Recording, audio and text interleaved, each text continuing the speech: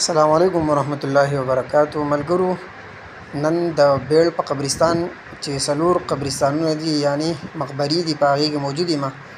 ویډیو جوړوم، ډېره د مجبورۍ ویډیو ده. ډېرو کسانو نه درخواست کړی د هغوی په رای باندې دا ویډیو جوړوم. دا زمونږ غټ قبرستان دی چې په بیړ کې یادېږي. په دې کې د لرګو کټوتي شروع شوې ده، یعنی خلک لګیا دی لرګي کټ کوي. تاسو ته په نظر باندې راځي په دې ویډیو کې ما د هر یوې ونې اکثریت ونو ما ویډیو جوړه کړې ده او د ډېرو پاتې شوې ده. او بله خبره دا ده چې هر یو کس دا تاسو ته په نظر باندې راځي چې دا یې کټ کړي دي، ټیک ده، وړي دي. لیکن دلته کې مسله د ټولو نه غټه دا ده چې هر یو سړی قبرستان مقبره د هغې لرګې خپل ذاتي ملکیت ګڼي. لیکن دا په شریعت کې چې وقف شوي قبرستان یعنی قبرستان دپاره کوم خاوره هغه وقف شوي نو هغه د چا په ملکیت کې نه. ګورئ، دا خبره یاد وساتئ چې قبرستان خاوره هغه په دوه قسمونو باندې، یو هغه موقوفه، یو مملوکه. مملوکه هغه قبرستان دی چې یو سړی ځان له د مقبرې دپاره د قبرونو دپاره له ونې ځای ځان له مقرر کړي چې په دې ځای کې به زه قبرونه جوړوم. که چېرې په هغه ځای کې د ونو بوټي یا داسې د دې نه علاوه د میوو بوټي، نو د هغه ملکیت ته هغې ځان له کټ کولی شي، ټیک ده. لیکن هغه قبرستان چې هغه وقف شوی، ټیک ده، په هغې کې د هیڅ چا اختیار نشته دی. بیا هغه د هغې څیز میوه یا د هغې لرګی هغه هیڅ یو کس نشي استعمالولی. که هغه میلمه یا کوربه، مسافري، کلیوالی، مولای، هر شی چې هغه نشي استعمالولی، ټیک ده. په جومات کې هم ته دې استعمالول گنجایش نشته دی.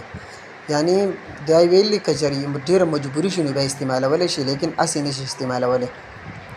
لیکن زمونږ ستاسو خلقو د قبرستان د ونو دا حالت جوړ کړی دی. دا وګوره، ټول کټ کړلي او ځان له خپل استعمال دپاره وړلي.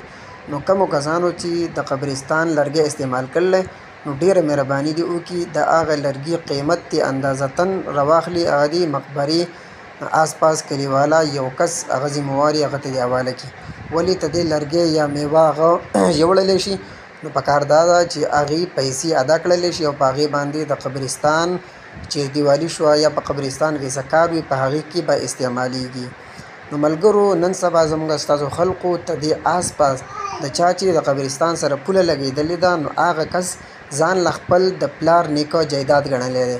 لیکن دا په شریعت کې نشته دی. کوم ځای چې وقف شوی دی د قبرستان دپاره، په هغې کې قبرستان جوړ شوی دی، نو هغه بالکل نشي استعمالولی.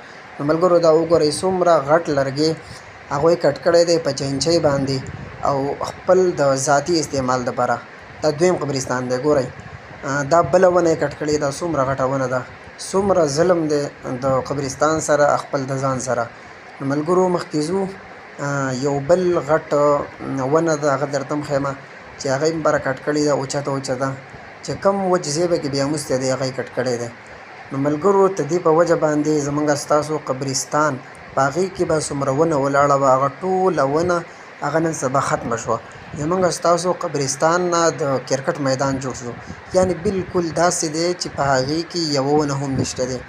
ولې چې دا ونې دا هم ډېر زیات ضرورت دی او د مړو دپاره په احادیثو کې دې باره کې شین بوټي دپاره ډېر احادیث راغلي دي.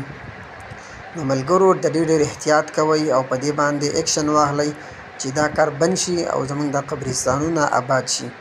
دا زموږ اخري قبرستان دی. دا د څلورو قبرستانونو ویډیوګانې ما جوړې کړي دي او ستاسو په مخ کې ډېر په مجبورۍ مې شیر کړي دي.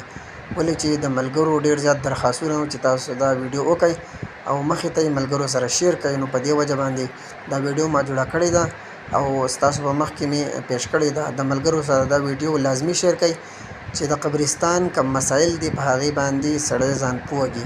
دا اوس روان یم، څومره ښایسته ډکې دی، دا یې وهلی دی او خپل د ضرورت دپاره استعمال کړی دی چې والله اعلم چې دا به څوک و.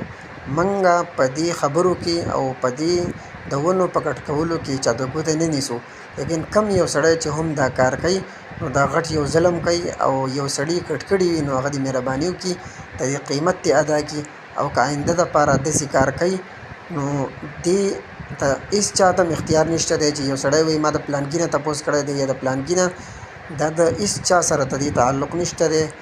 دا موقوفه زمین دی، ځمکه ده د قبرستان دپاره چې وقف شوې ده. د دې لرګی استعمالول هم ګناه ده ملګرو، د دې ګټه هم استعمالول ګناه ده، د دې که چېرې میوې بوټی راوخیږي هغه پکې هم استعمالول ګناه ده. نو ملګرو که زما په دې ویډیو باندې تاسو متفق یئ او خوشحاله پې امید لرم چې انشاءالله دا ویډیو به تاسو خپل ملګرو سره هم شیر کوئ او زموږ نور ملګري به هم دا مسایل نور ملګرو ته ښیي. سلام.